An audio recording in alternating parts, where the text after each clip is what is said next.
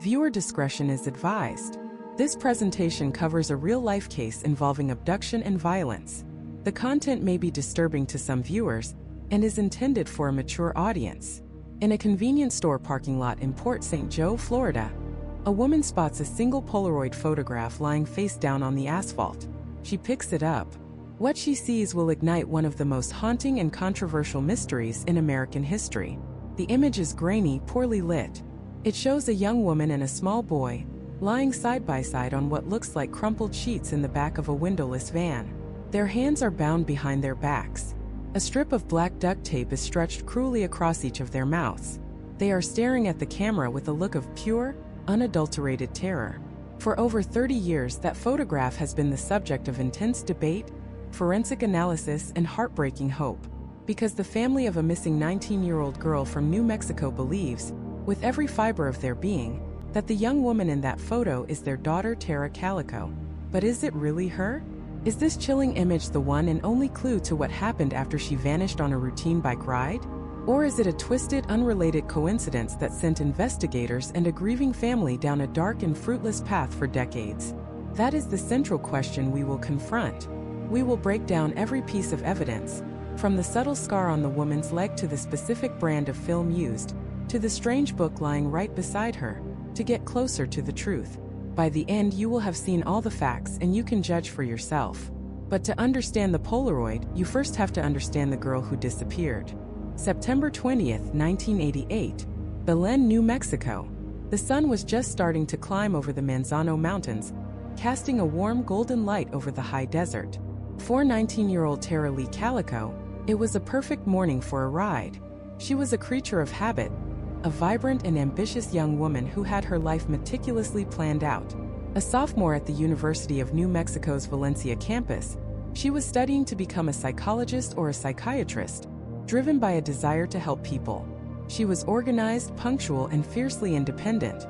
And every single morning before her day of classes and work at a local bank began, she would embark on a 36-mile bike ride along New Mexico State Road 47. It was her ritual, her time to clear her head, to feel the burn in her legs, to listen to her favorite bands, Boston, The Cars, REO Speedwagon, on her yellow Sony Walkman. Her bike was a neon pink Huffy Tetra, a flashy, unmistakable symbol of the late 80s. She knew the route by heart. It was a familiar two-lane highway that stretched out through the sparse, open landscape south of her home. It was a route she had ridden with her mother, Patty Dole, countless times. But recently, Patty had stopped joining her. She'd had a strange, unsettling feeling on the road, a sense that they were being followed or watched. She'd warned Tara to carry mace or even a gun. Tara, ever the confident and capable young woman, had brushed it off. This was her town. This was her road. Nothing bad could happen here. That morning, around 9:30 a.m., she told her mom she was heading out. She had plans later. At 12:30 p.m., she was scheduled to play tennis with her boyfriend. She made a lighthearted joke to her mother, telling her, "If I'm not back by noon, you'd better come looking for me." Patty smiled. It was just Tara being Tara, always on a schedule. She watched her daughter clip on her headphones, climb onto her pink bike, and pedal away down the long driveway, disappearing onto the highway. It was the last time she would ever see her. Noon came and went, then 12:05, then 12:15. For any other teenager, this would be nothing. But for Tara, it was unheard of. Punctuality was her code. A knot of anxiety began to tighten in Patty's stomach. She got in her car and started driving the familiar route, south on Highway 47, then back north. Her eyes scanned the ditches, the brush, the endless horizon. Nothing. She drove the route again. And again. The sun was higher now, beating down on the empty asphalt. There was no sign of Tara, no sign of the bright pink bike. It was as if she had simply pedaled into thin air. Panic began to set in. Patty called the police. The search began immediately. Friends, family, and local law enforcement fanned out across the area, walking the route, shouting Tara's name into the wind. They were looking for a person, for a bicycle, for anything. What they found was small, fragmented, and deeply ominous. Lying on the side of the road, near a remote campground about 2 miles from her home, were pieces of Tara's Sony Walkman and a cassette tape. It was a Boston tape. The plastic casing was smashed, the magnetic ribbon unspooled and tangled in the dirt. It looked as though it had been thrown, or perhaps torn from her ears and deliberately destroyed during a struggle. But that was it. There were no skid marks, no blood. No witnesses came forward who had seen anything unusual. The only other clue was a set of tire tracks, believed to belong to a light-colored, older model pickup truck, seen near where the Walkman was found. But with no other evidence, it was a lead that went nowhere. In the days and weeks that followed, the disappearance of Tara Calico consumed the small town of Belen.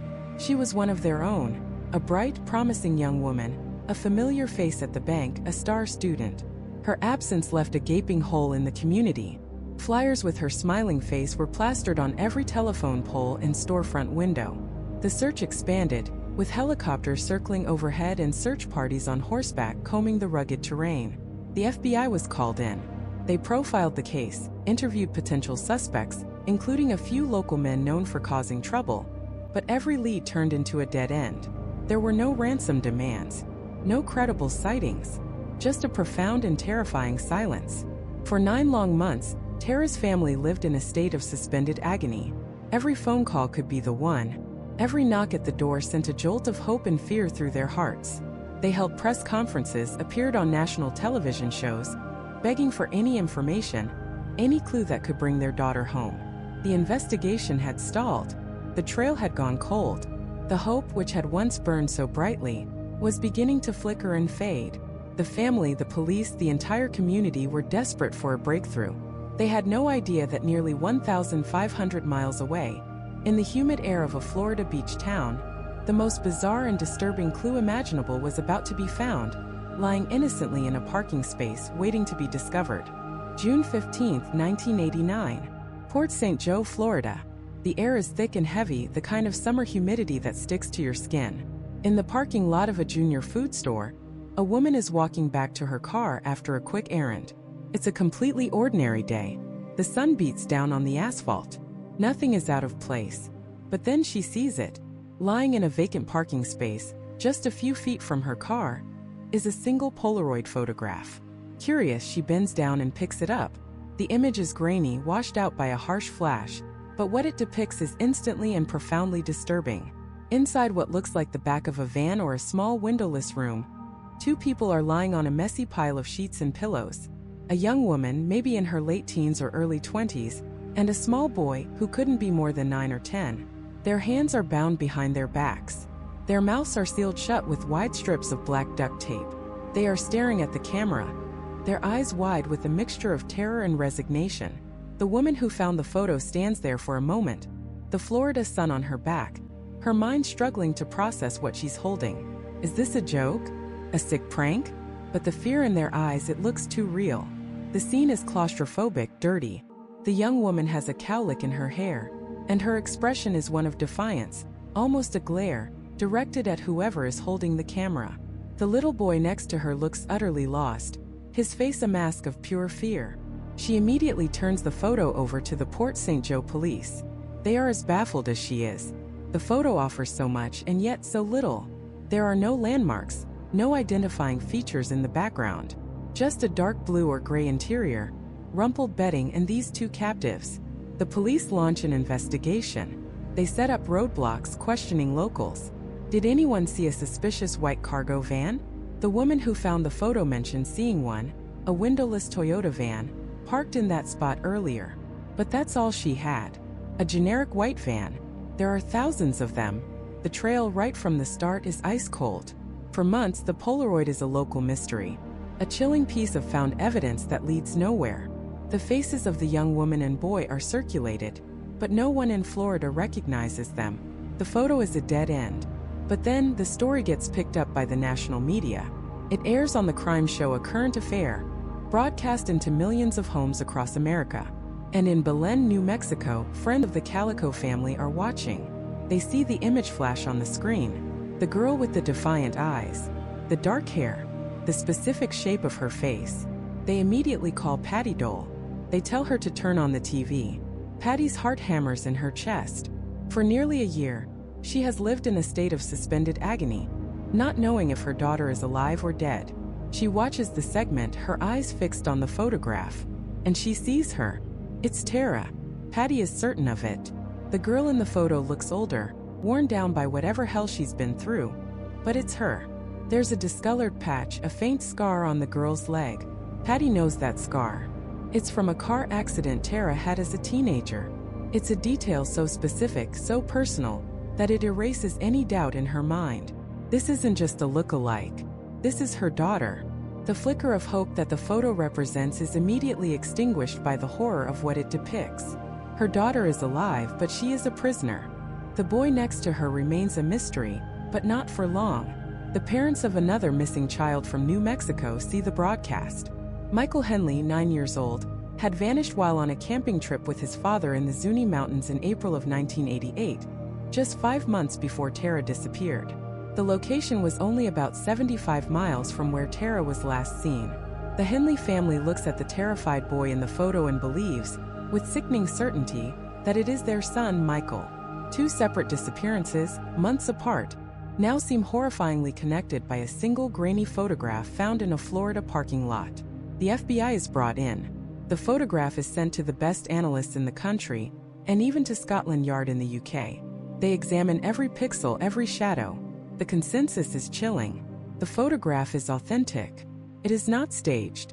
The film used, a Polaroid 600 series film, was not available until the spring of 1989, meaning the picture had to have been taken just a few months or even weeks before it was found. This confirms Patty's worst fears. As of the summer of 1989, Tara was still alive and still being held captive. But the most disturbing clue in the photo wasn't the duct tape or the terrified eyes. It was something small, something almost hidden in the frame. Lying on the pillow, right next to the young woman's shoulder, is a book. Upon close examination, investigators identify the spine. It's a V.C. Andrews novel, My Sweet Audrina. When Patty Dole is told this, a new wave of cold dread washes over her. This wasn't just any book. My Sweet Audrina was one of Tara Calico's absolute favorite novels. She had read it multiple times. It was a book she loved, a book she knew intimately. This single detail changes everything. The abduction was no longer necessarily the work of a random passing stranger who just happened to see a girl on a bike. The inclusion of that specific book feels deliberate, feels personal. It's a message, a taunt. It suggests that whoever took Tara, whoever was holding that camera, knew her well enough to know about her favorite book, and to place it in the frame like a twisted calling card. Suddenly, the list of potential suspects shifts dramatically. The investigation, which had been focused outward, on the highways and drifters and the faceless evil of the unknown, now had to turn inward. It had to look at the people in Tara's own life. Friends, acquaintances, people from her school, her work, her town. The monster wasn't necessarily a stranger from a white van passing through Belen. The monster could be someone they all knew.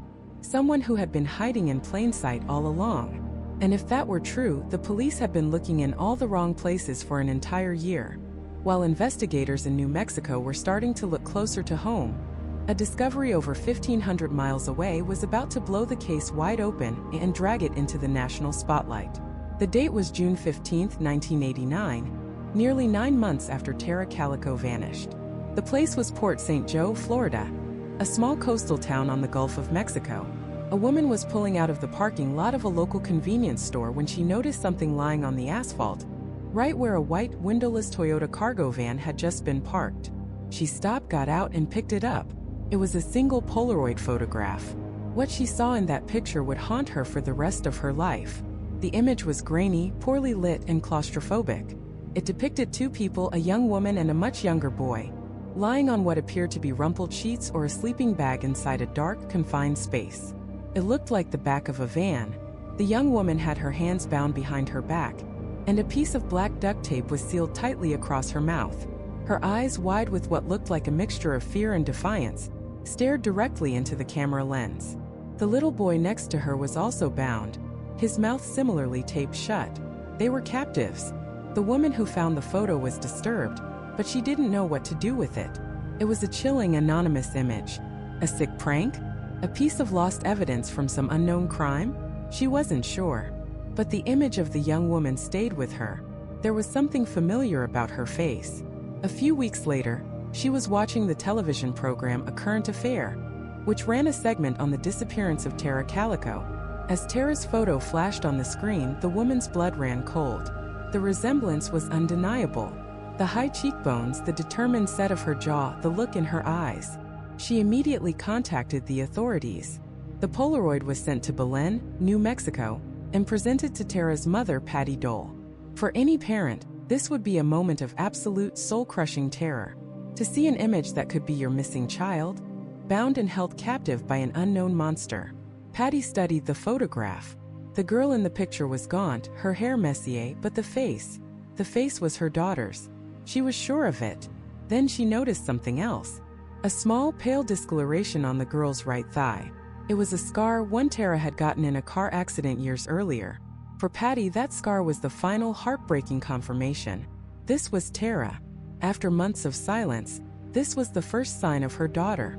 A sign that she was alive, but living through an unimaginable nightmare. The photograph sent a shockwave through the investigation. It was the first tangible piece of evidence since the discovery of the cassette tape on the side of the road. But it raised far more questions than it answered. Where was this picture taken? Who took it? And most pressingly, who was the little boy lying next to Tara? Investigators immediately began a search for the identity of the boy. The photo was circulated, and soon, the parents of another missing child from New Mexico came forward. His name was Michael Henley. He was 9 years old and had disappeared in April of 1988, just 5 months before Tara, while on a camping trip with his father in the Zuni Mountains, the same mountain range Tara had biked towards on the day she vanished. The resemblance between the boy in the photo and Michael Henley was striking. Michael's parents were convinced it was him. Now, police potentially had 2 victims, both from New Mexico, in a single terrifying photograph found in Florida. This seemed to support the theory of a predator who traveled, perhaps a long-haul trucker, someone who could snatch victims from one state and transport them across the country, leaving a confusing and scattered trail. The white Toyota van seen in the Florida parking lot became the new focus, a phantom vehicle in a case full of them. But the photo itself was a puzzle box of clues and contradictions. Lying next to the girl in the picture was a copy of the V.C. Andrews novel, My Sweet Audrina. The book had been a favorite of Tara's. Was it placed there intentionally by her? A subtle clue for anyone who might find the photo? Or was it placed there by her captor, a cruel psychological taunt, a way of showing he knew his victim intimately? The book's placement seemed too perfect, too deliberate. Forensic analysis of the photo only deepened the mystery. The FBI examined it and concluded they could not definitively say whether the girl was Tara Calico. Scotland Yard, however, reviewed the same image and felt confident that it was her. The Los Alamos National Laboratory, known for its advanced analytical capabilities, also studied the photo and agreed with Scotland Yard. But the official FBI stance remained inconclusive. The film itself provided another strange clue. Polaroid experts determined that the specific film stock used to take the picture was not available for purchase until May of 1989. This was a critical detail. It meant the photo had to have been taken within a month of its discovery in that Florida parking lot. It proved that, at least as of May 1989, the young woman in the photograph was still alive. For Patty Dole, this was a sliver of hope in an ocean of despair. Her daughter had survived for at least 8 months in captivity. But the timeline created a major problem for the Michael Henley theory. If the photo was taken in or after May of 1989, it couldn't be him. Because in 1990, a year after the photo was found, Michael Henley's remains were discovered in the Zuni Mountains, not far from where he had disappeared 2 years earlier. The official ruling was that he had wandered off from the campsite and died of exposure. He had never been abducted at all. So who was the boy in the picture? To this day, his identity remains a complete mystery. He is a ghost, a second victim whose name and story we do not know. The disappearance of Michael Henley was a tragic, but separate case. The perceived connection was just another dead end. Another false lead in a case that was now overflowing with them. The authorities were back to square one, but with a horrifying new centerpiece for their investigation. They had a photo of Tara Calico alive, but in the clutches of a predator. A photo taken in a dark, cramped space that could be anywhere in the country. A photo dropped in a parking lot in Florida, perhaps accidentally, perhaps as a deliberate message. Was it a boast from a killer proud of his prize? Or was it a desperate plea for help, somehow orchestrated by Tara herself? A breadcrumb dropped in the hopes that someone, anyone, would find it and follow the trail back to her? The Polaroid changed everything. It transformed the case from a local missing persons report into a national sensation. It gave Tara a face again. Not the smiling, vibrant young woman from the missing posters, but the terrified, defiant captive in the back of a van. Proved the monster was real. And it suggested that for the past 9 months, while her family and friends searched and prayed, Tara had been enduring a living hell. The question now was, where was that hell located? And could anyone get to her before it was too late? The photo was a key, but no one knew which door it was meant to unlock. It was a beacon in the darkness that only seemed to lead to more darkness. And the first potential clue, the first thread in this tangled nightmare, was resting right beside her in the photograph. A paperback book. To the casual eye, it was just an object. But to those who looked closer, it was a chilling, almost literary message from the void. The book was My Sweet Audrina by V.C. Andrews, one of her lesser-known novels, but its plot was so disturbingly relevant it felt like a deliberate choice. The story is about a young girl named Audrina who lives in the shadow of her older sister, also named Audrina, who died a violent death. The protagonist suffers from amnesia and struggles to piece together her own identity, all while being kept in a state of confusion and isolation by her family. She's haunted by fragmented memories of a past that may not even be her own. It's a gothic tale of captivity, stolen identity, and psychological manipulation. Think about that. A young woman held captive, with a book placed next to her about a young woman held captive, struggling with her memory and identity. Was this a sick, taunting message from the abductor? A way to psychologically torture Tara by forcing her to see her own predicament reflected in fiction? Or was it a desperate clue from Tara herself? A way of saying, I'm here. I'm being controlled. I don't know who I am anymore. The book wasn't just a prop. It was a potential cry for help, written in the language of horror fiction.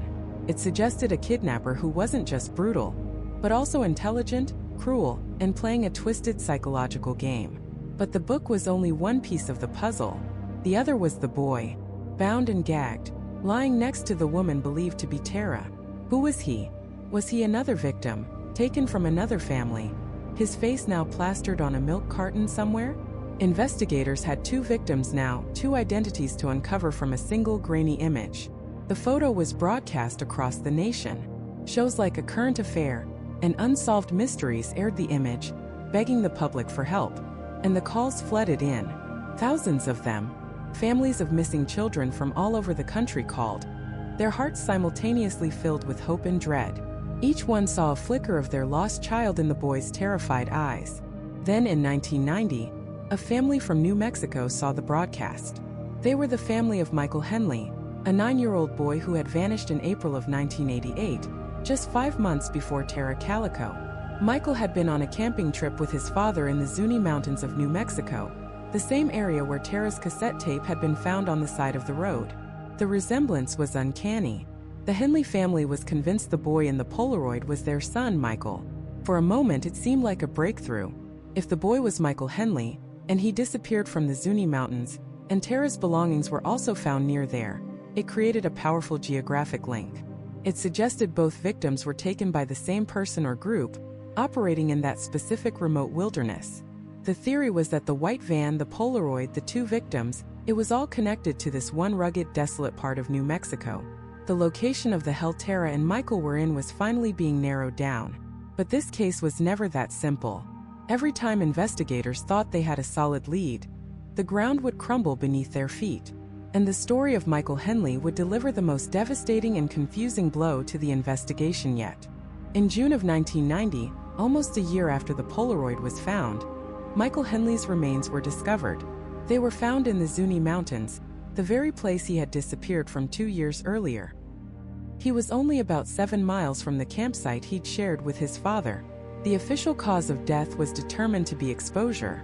The authorities concluded that young Michael had simply wandered off, gotten lost in the vast wilderness, and tragically succumbed to the elements. There was no sign of foul play. He had died, they said, right where he went missing. This changed everything. It created a paradox that defied all logic. If Michael Henley died of exposure in the New Mexico mountains in 1988, how could he possibly be alive and bound in a Polaroid photograph that surfaced in a Florida parking lot in 1989? It didn't make sense. The timeline was impossible. The authorities were forced to reverse their position. The boy in the photo, they concluded, could not be Michael Henley. The resemblance, however striking, had to be a tragic coincidence. But the Henley family never believed it. They held on to the belief that the boy in the photo was their son, and that the official story of his death was wrong. They wondered if the remains found were even his. The case, which had briefly seemed to be coming into focus, was now murkier and more convoluted than ever. With the boy's identity thrown back into question, the focus returned to the young woman. Was it really Tara? Her mother, Patty Dole, never had a single doubt. From the moment she saw it, she knew. She said, "I know it's Tara. I feel it in my gut." She pointed to a specific detail that no one else could have known. On the woman's left leg, partially obscured by the bedsheet, was a faint discoloration.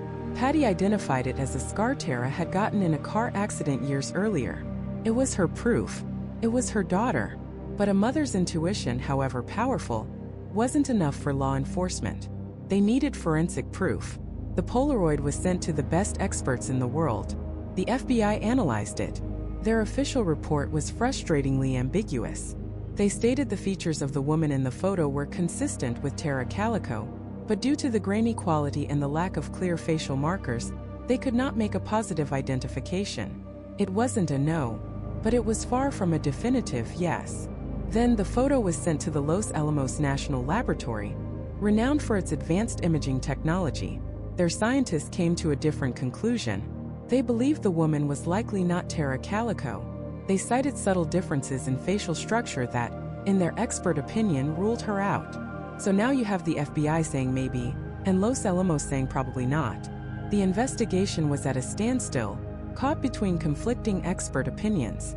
Desperate for a tiebreaker, the Calico family and their supporters sent the image across the Atlantic to the legendary Scotland Yard in the United Kingdom. Their photographic experts examined the image, and their conclusion was swift and certain. They stated unequivocally that the woman in the photograph was Tara Calico. 3 of the world's top law enforcement and scientific agencies had looked at the exact same image and had come to 3 different conclusions. One was inconclusive. One said no. One said yes. For Patty Dole, it was maddening. She had her mother's certainty, and now she had the backing of Scotland Yard. But it still wasn't enough. The photo had gone from a beacon of hope to a source of endless debate and frustration. It was a perfect snapshot of the case itself. A grainy, unclear image where everyone saw something different. Some saw Tara. Some saw a stranger. Some saw a connection to Michael Henley. Some saw an impossible contradiction. The only thing everyone could agree on was the horror of it. The terror in the subject's eyes was real. The bindings were real. The fear was real. The photograph was a portal into someone's worst nightmare. And as the experts argued and the families grieved, no one knew that this chilling Polaroid was not the only one. It was just the first piece of evidence to surface from the darkness. Soon another photograph would appear, and this one would be found much, much closer to home.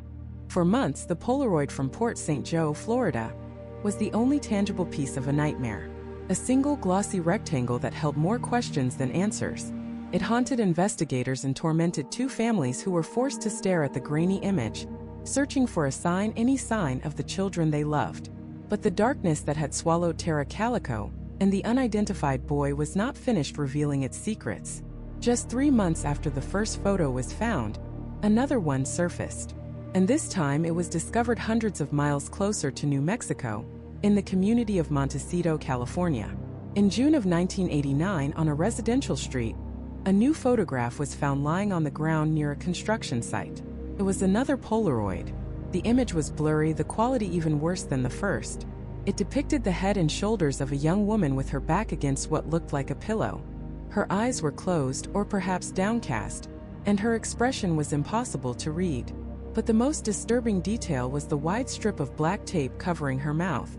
It was a silent scream captured on film. The photo was immediately turned over to the police, and because of the high-profile nature of the Calico case, it quickly made its way to the FBI.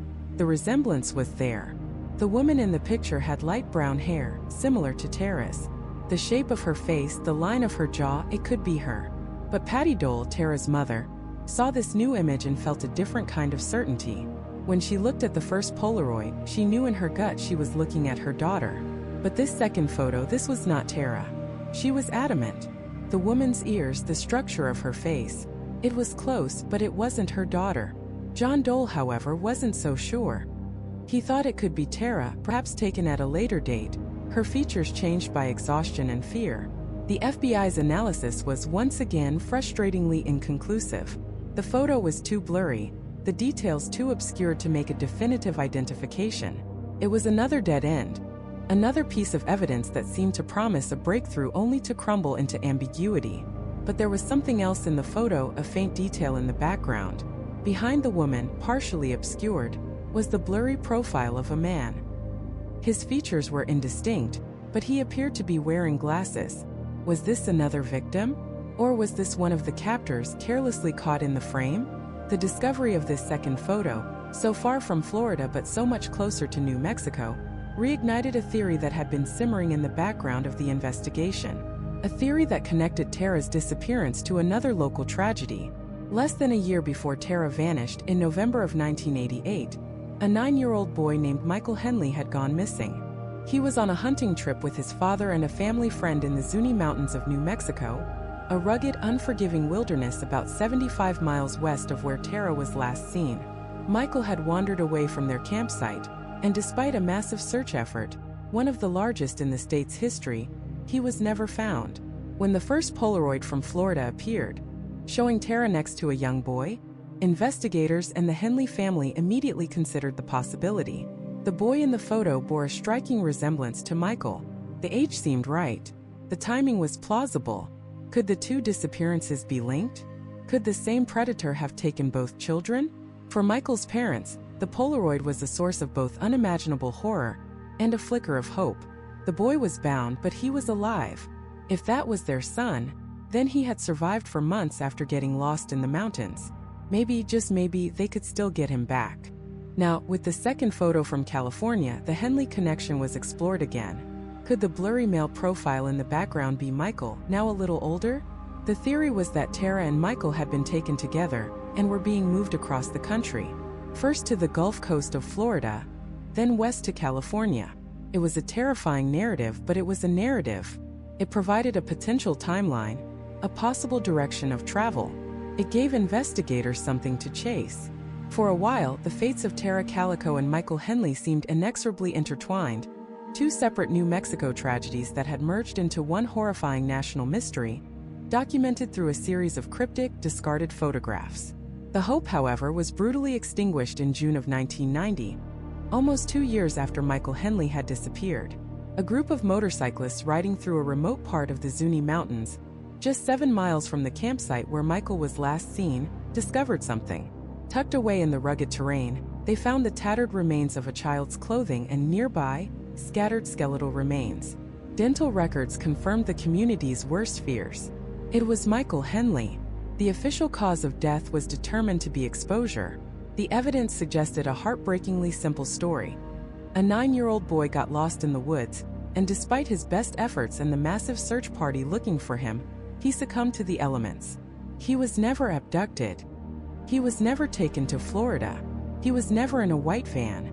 The boy in the Polaroid was not Michael Henley. This discovery was a devastating blow on multiple fronts. For the Henley family, it was the end of a torturous period of uncertainty, but it was an end that brought only grief. For the Calico investigation, it was a major setback. A promising lead, a theory that connected the dots between two local cases, had just been completely debunked. The identity of the boy in the first Polaroid was now a complete mystery once again.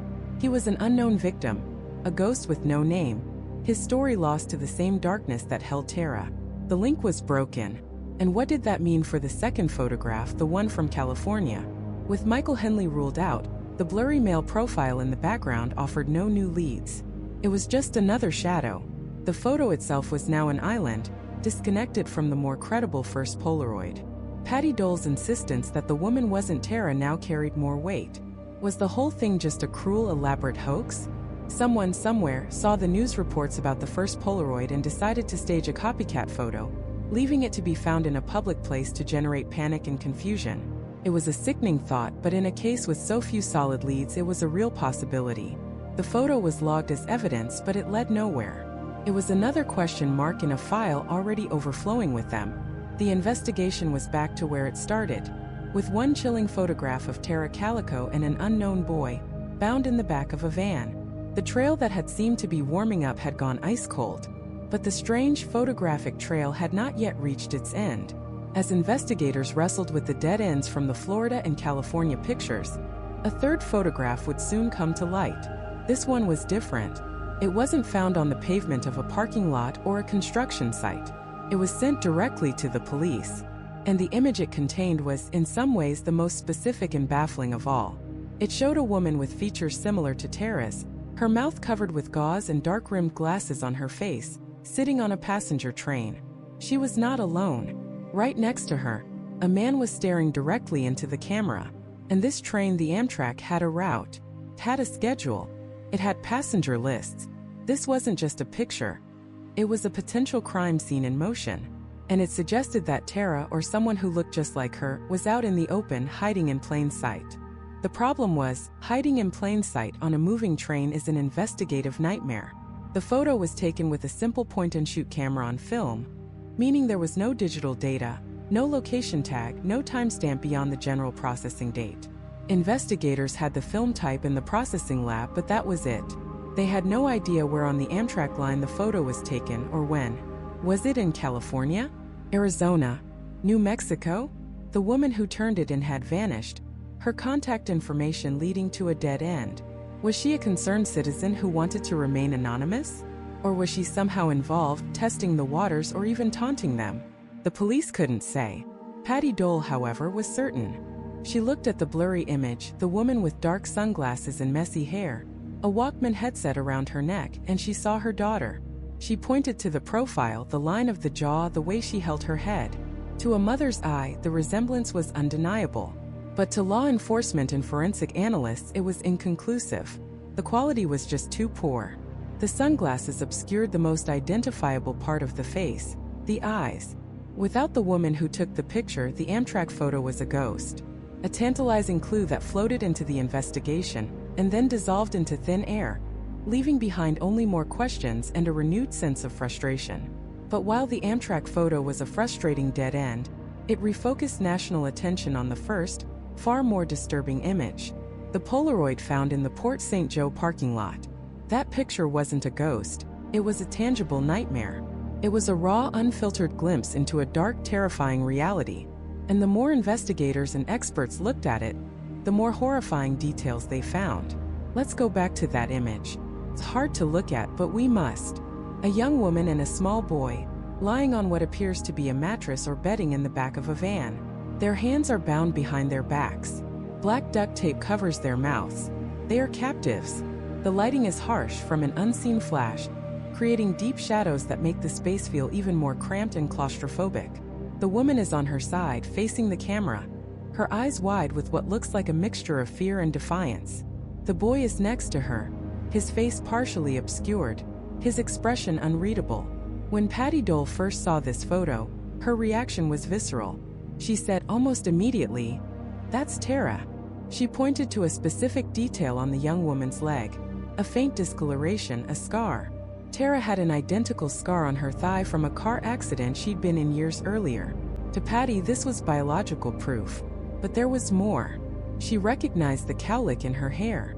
She recognized the slight pout of her lips, even under the tape. A mother knows her child. And Patty Dole's heart told her this was Tara. The FBI analyzed the photo and couldn't confirm it. Scotland Yard in the United Kingdom analyzed it and also came back inconclusive. The problem was the nature of a Polaroid picture itself. It's a one-of-a-kind print with a unique chemical development process, not a negative that can be infinitely sharpened and clarified. They could say the woman bore a strong resemblance to Tara Calico, but they couldn't make a definitive match. Yet, for the family, the scar was everything. It was the anchor in a sea of uncertainty. And then, investigators noticed something else in the photo, something that, at first, seemed like a random object. Lying on the pillow, right next to the young woman's shoulder, was a paperback book. The spine was facing the camera. The title was clear, My Sweet Audrina, by V.C. Andrews. For anyone unfamiliar with the author, V.C. Andrews wrote incredibly popular Gothic horror novels in the 1980s, stories filled with dark family secrets, psychological trauma, and captivity. But the choice of this specific book was chillingly, terrifyingly specific. My Sweet Audrina is about a young girl who suffers from amnesia after a traumatic event. She lives in the shadow of her older sister, the first Audrina, who died a violent death. The main character is constantly told to be just like her dead sister, to take her place, to adopt her memories. She is controlled, manipulated, and kept in a state of confusion by the adults around her, unsure of her own identity. The plot was a horrifying parallel to what could be happening to the woman in the photo. A story of lost identity, of being forced into a new life against your will. Was the kidnapper leaving a message? Was it a sick psychological taunt, a clue to the victim's state of mind? Or was it just a random book in the back of a van? The Calico family answered that question with a detail that turned the entire case ice-cold. My Sweet Audrina wasn't just any book. It was one of Tara Calico's absolute favorite books. She had read it multiple times. The presence of that specific book, a personal favorite of Tara's, lying next to a woman who looked exactly like her, who had a scar exactly like hers, couldn't be a coincidence. Felt like a signature. It was a deliberate, cruel message from the person who took her. A message that said, I know her. I control her. I am remaking her. The photo now had two victims. While the world focused on the girl who could be Tara, there was still the little boy lying beside her. Who was he? His face was less clear, his age harder to determine. He looked to be somewhere between 9 and 12 years old. Investigators had no idea who he was, so they began cross-referencing the photo with every missing boy in the country who fit that general description. And that's when they found a possible match. A 9-year-old boy named Michael Henley Jr. Michael had vanished on April 21, 1988, just 5 months before Tara disappeared. He was on a camping and turkey hunting trip with his father and a family friend deep in the Zuni Mountains of New Mexico. The location was rugged, remote wilderness. Michael wandered away from their campsite and was never seen again. An extensive search, one of the largest in New Mexico history, turned up nothing. Not a footprint, not a piece of clothing, not a single trace. He had simply vanished into the forest. The Zuni Mountains are less than a 2-hour drive from Belen, where Tara Calico lived. The timing and the geography were eerily close. When Michael Henley's parents were shown the Polaroid, their hearts broke all over again. They stared at the image of the boy, bound and gagged. They said the resemblance was uncanny.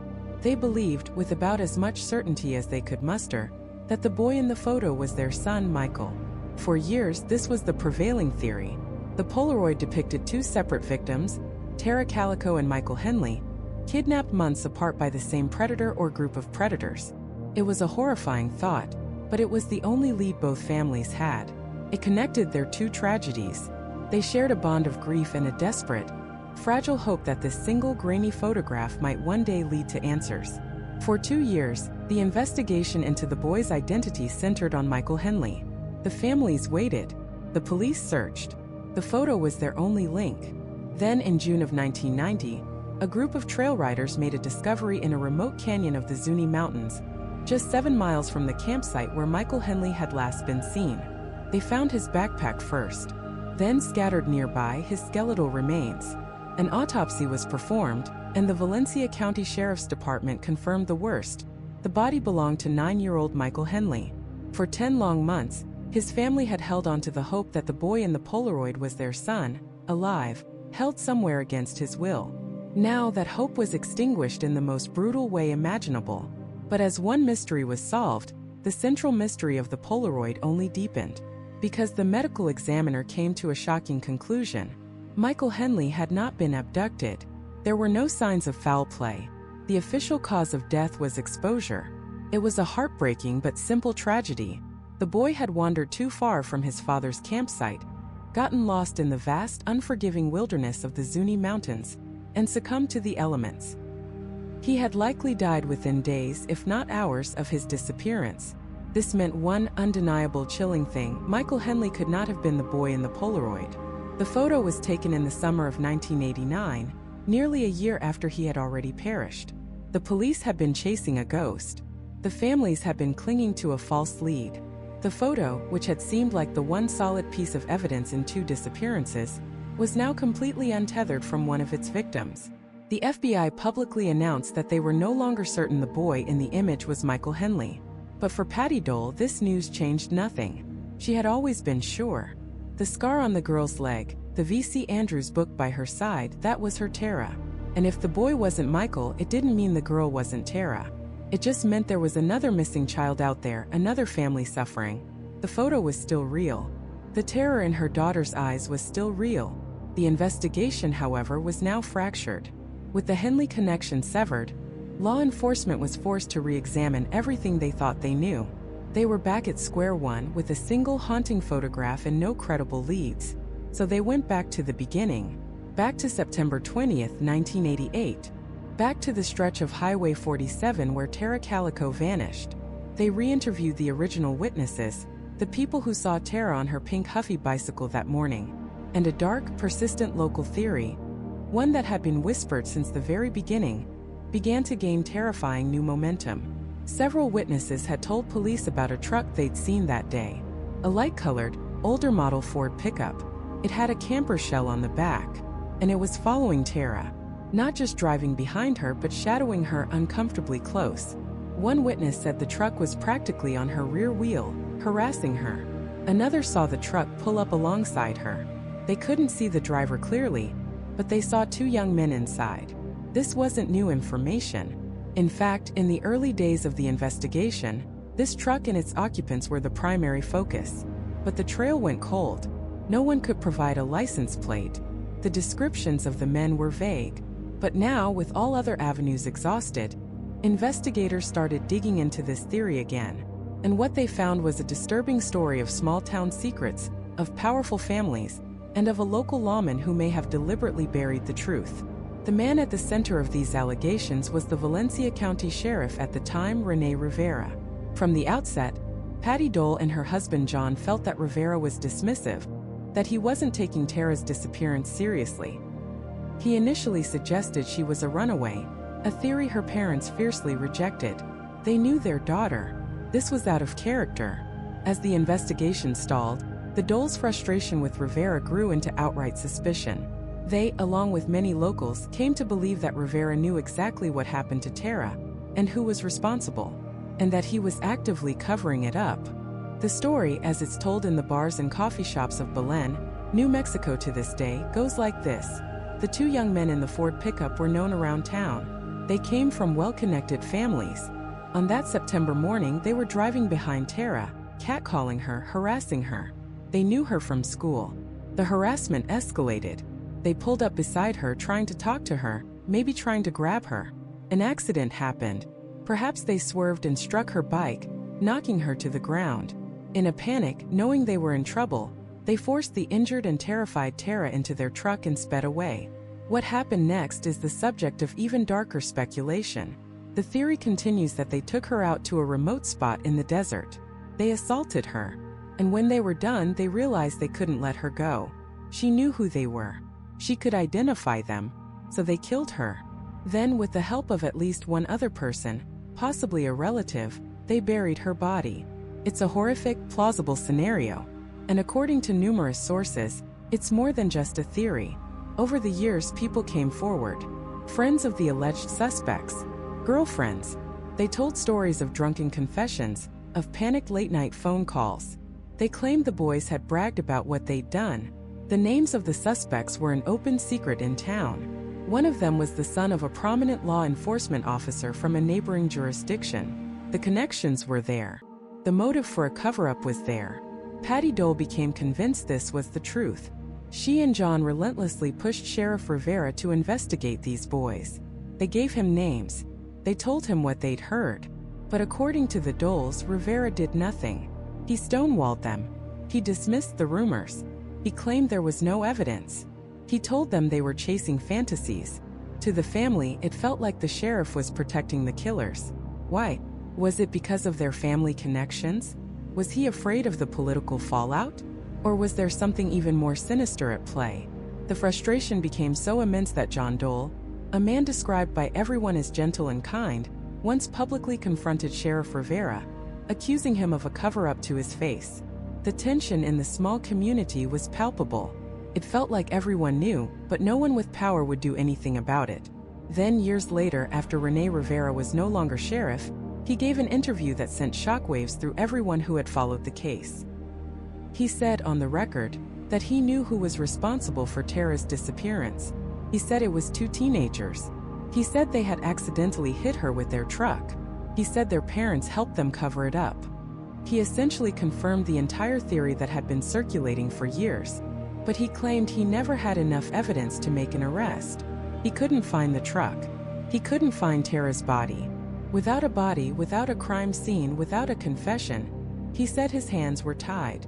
For Tara's family and their supporters, this was a stunning admission. For years he had denied it, and now he was confirming it but claiming impotence. It felt like a convenient excuse, a way to absolve himself of responsibility after he was safely out of office. It was confirmation, but it was not justice. The alleged killers were still free. They had grown up, built lives, and were still living in the area, shielded by the passage of time and a supposed lack of evidence. The case was colder than ever. But someone else knew the truth.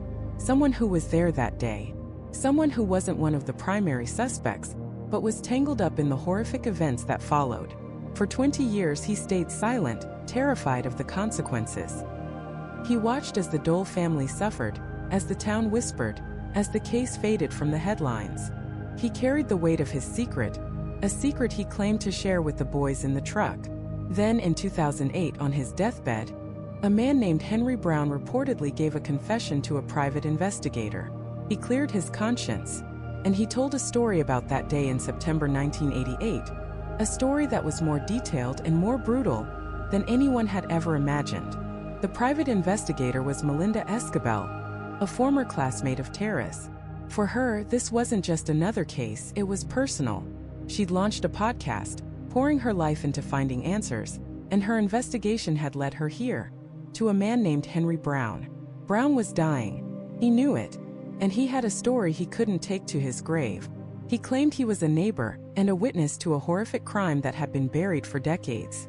According to Brown, he knew the boys who did it. He lived near them, and on that September morning in 1988, he saw them. He named names.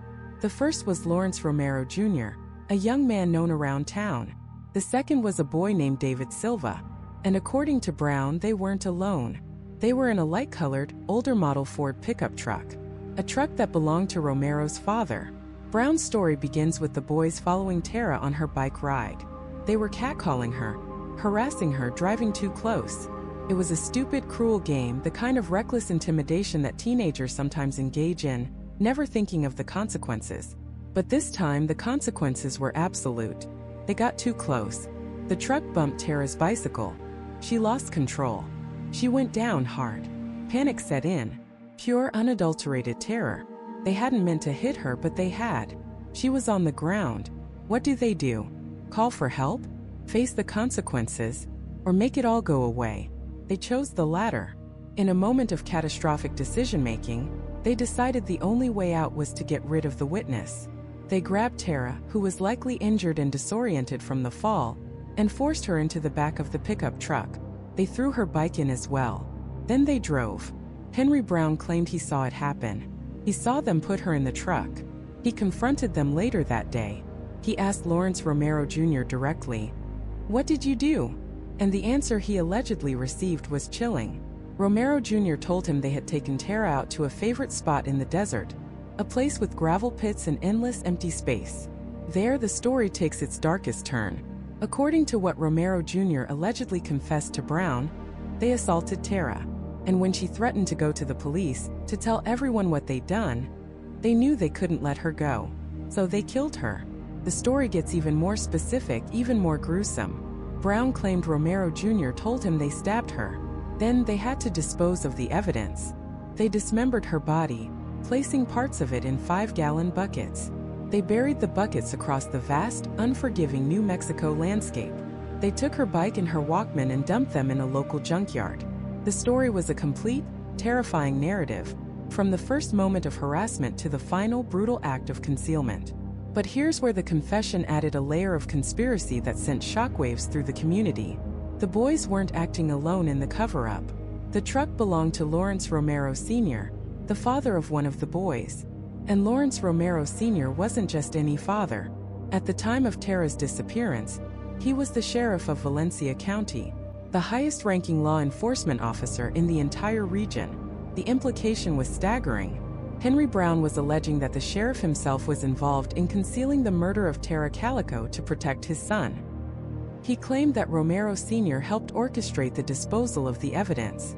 If true, it explained everything. It explained why the investigation went cold so quickly. It explained why leads seemed to dry up. It explained why a culture of fear and silence had descended upon the town. Who would dare speak out against the sheriff? Who would risk pointing a finger at the most powerful man in the county? It was a perfect protected crime.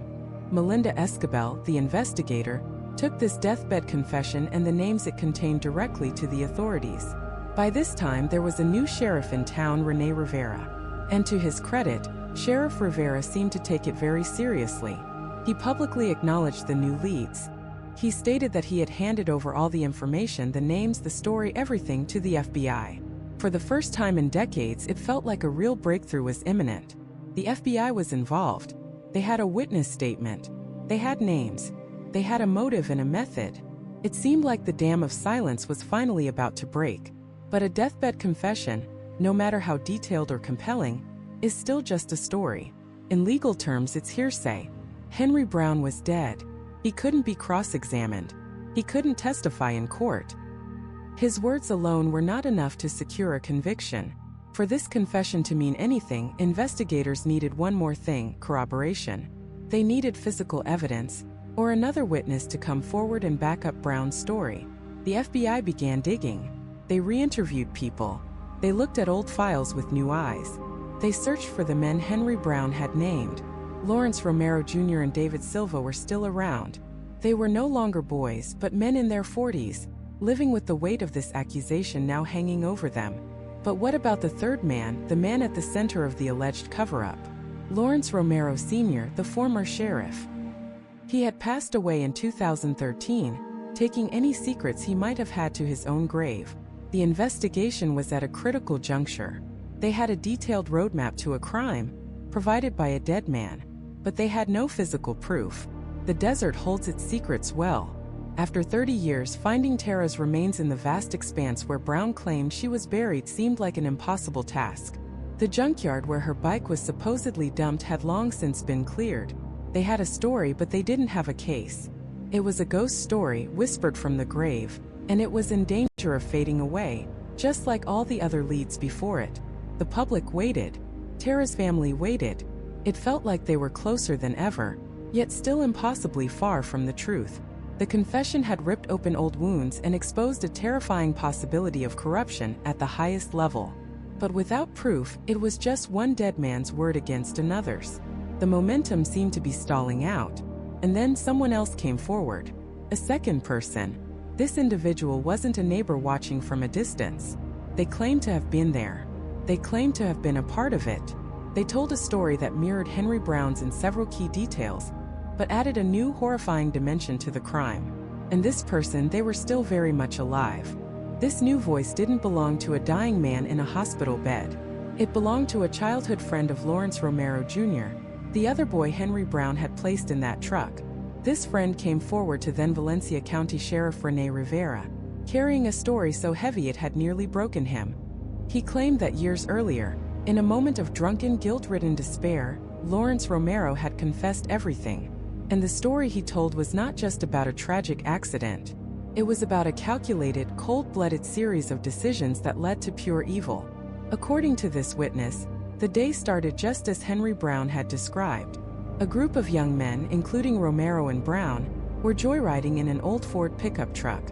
They were drinking, they were reckless, and they were bored. Then they saw her, Tara Calico, riding her pink Huffy bike along the side of the road.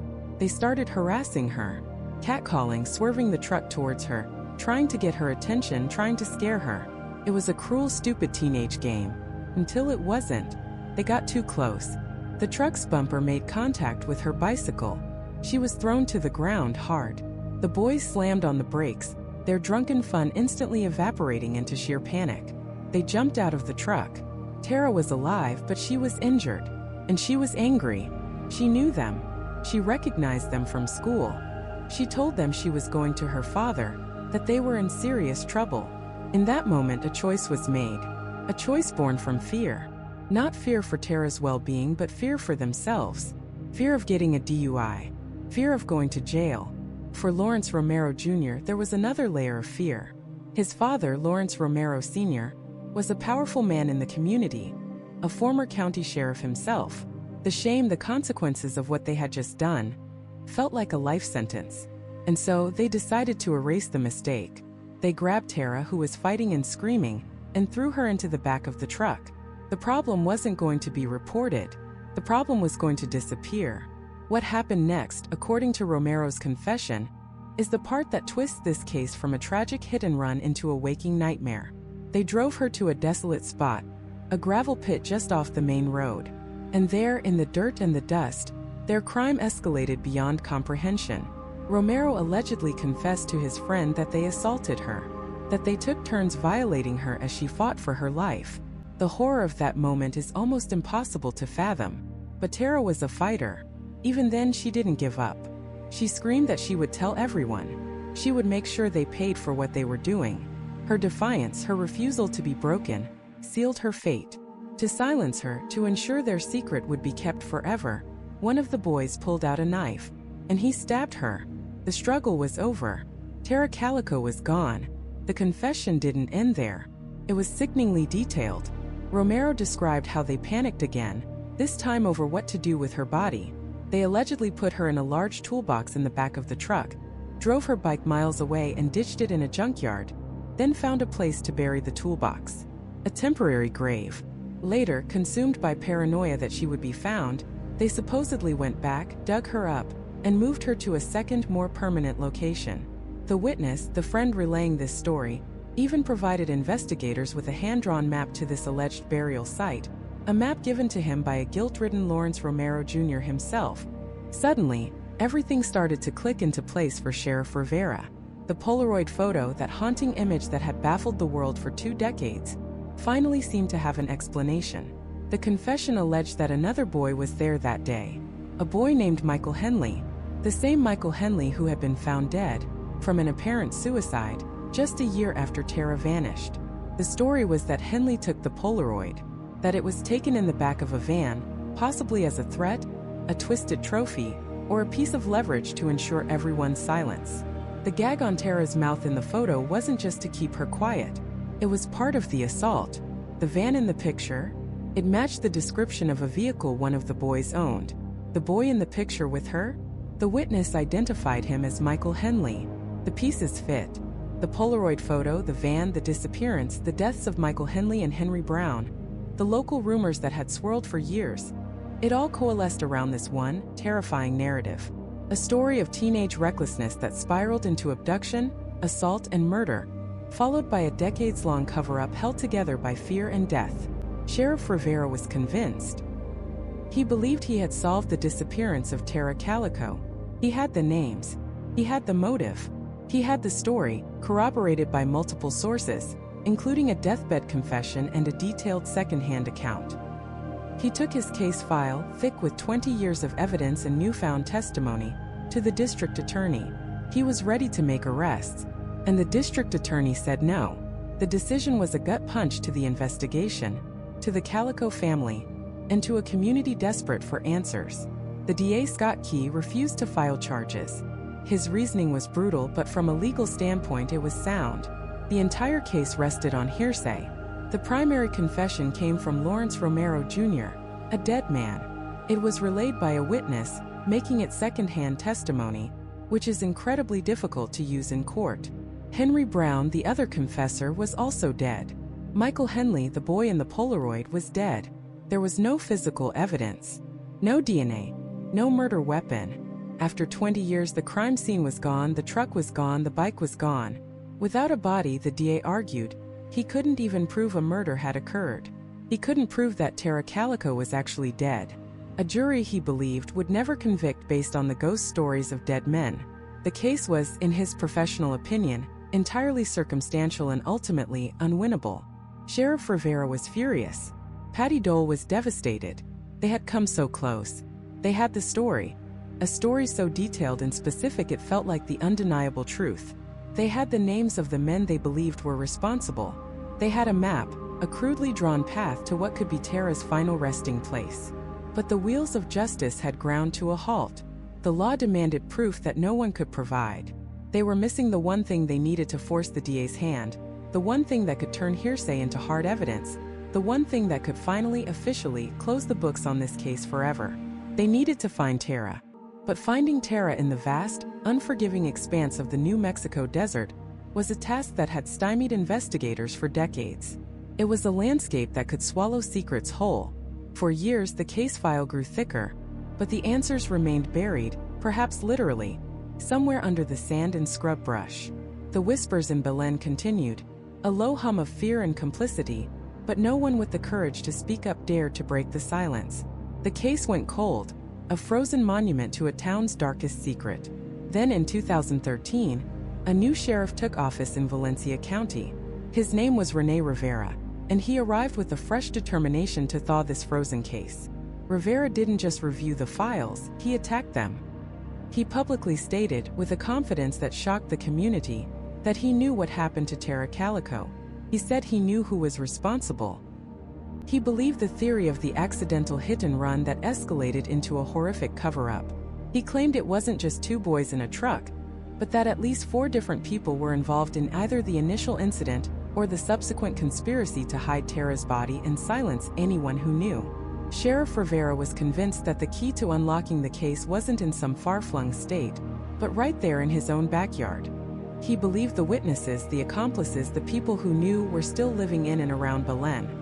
The problem, he said, was fear. Decades of it. Fear of retaliation from the families of the men involved, powerful and deep-rooted families in the small community. People were afraid for their jobs, for their safety, for their own families. He pleaded with the public, urging anyone with information to come forward, promising them protection. He created a new task force, a dedicated team of investigators whose sole purpose was to re-examine every piece of evidence, re-interview every witness, and follow every lead, no matter how old. He was turning up the heat, hoping the pressure would finally crack the wall of silence that had protected Tara's killers for so long. But despite his efforts, despite the renewed focus, the wall held. No one came forward with the kind of direct, prosecutable evidence the district attorney would need. The case remained agonizingly close, yet impossibly far. Then, in 2019, the case escalated to the national level once again, in a way it hadn't since the Polaroid first surfaced. The Federal Bureau of Investigation, the FBI, announced a renewed push for information. They offered a $20,000 reward for precise details leading to the identification or location of Tara, and a separate $20,000 reward for information leading to the arrest and conviction of those responsible. This wasn't just a press release. The FBI released new specific details. They publicly stated their belief that Tara was abducted. They recirculated photos of her pink Huffy mountain bike. And most tantalizingly, they asked for information about a very specific vehicle. A light-colored, possibly white or silver 1953 Ford pickup truck. They described it as having a white homemade camper shell. This was it. This was the truck from the rumors, the truck from the eyewitness accounts, the truck that had haunted the periphery of this case for 30 years, now being thrust into the national spotlight by the most powerful law enforcement agency in the country. The FBI was essentially confirming the local theory. They were telling the world that the answer likely wasn't in a white van in Florida, but in an old Ford pickup in New Mexico. The question was, why now? Why, after 3 decades, was the FBI putting its full weight behind this specific lead? Had a new witness come forward? Had technology allowed them to re-examine old evidence in a new light? The Bureau remained tight-lipped, as they always do, but the message was clear. They were closing in. They knew more than they were letting on. The $20,000 reward wasn't just a plea for help. It felt like a final offer, a last chance for someone to get on the right side of history before it was too late. And then, just as the public was absorbing this new information, came the most significant development in years. In September of 2021, the Valencia County Sheriff's Office, in conjunction with the FBI, announced they had served a sealed search warrant on a private residence within Valencia County. A sealed warrant. That means a judge was presented with enough evidence to believe that a crime had been committed, and that evidence of that crime would be found at that specific location. The details of the warrant, including the address and what they were looking for, were sealed from the public to protect the integrity of the ongoing investigation. The news sent a shockwave through Belen. For the first time, it felt like the case was moving from the realm of rumor into the world of hard evidence. Law enforcement was no longer just asking questions, they were kicking down doors. But what did they find? What was in that house that could finally solve this 33-year-old mystery? To this day, the results of that search have never been made public. The warrant remains sealed. The silence from law enforcement has been absolute. It's another agonizing cliffhanger in a story full of them. A glimmer of hope, followed by an indefinite wait. And while the case churns on, time has taken its own toll. Tara's mother, Patty Dole, the fierce, relentless force who never ever gave up, passed away in 2006 from complications of a stroke. She died without ever knowing what happened to her daughter, without the peace of bringing her home. Her husband, John Dole, who raised Tara as his own and continued the search after Patty's death, passed away in 2018. The original torchbearers are gone. The fight for justice now rests on the shoulders of Tara's siblings, Chris and Michelle. They have grown up in the shadow of their sister's absence. For them, this isn't a thrilling mystery or a piece of cold case history. It's a wound that has never healed. Michelle, in an interview, put it simply and heartbreakingly. All we want is to bring our sister home. Give her a proper burial. Let her rest. Which brings us back to the beginning. Back to that one haunting photograph. The Polaroid found in the parking lot of a convenience store in Port St. Joe, Florida. For 35 years, that image has been the public face of this case. It's the reason most of us know Tara Calico's name. But what if it was all a distraction? What if the photo that brought this case to international attention was also the thing that led investigators, and all of us, down the wrong path for so long? The FBI has never officially confirmed that the girl in the photo is Tara.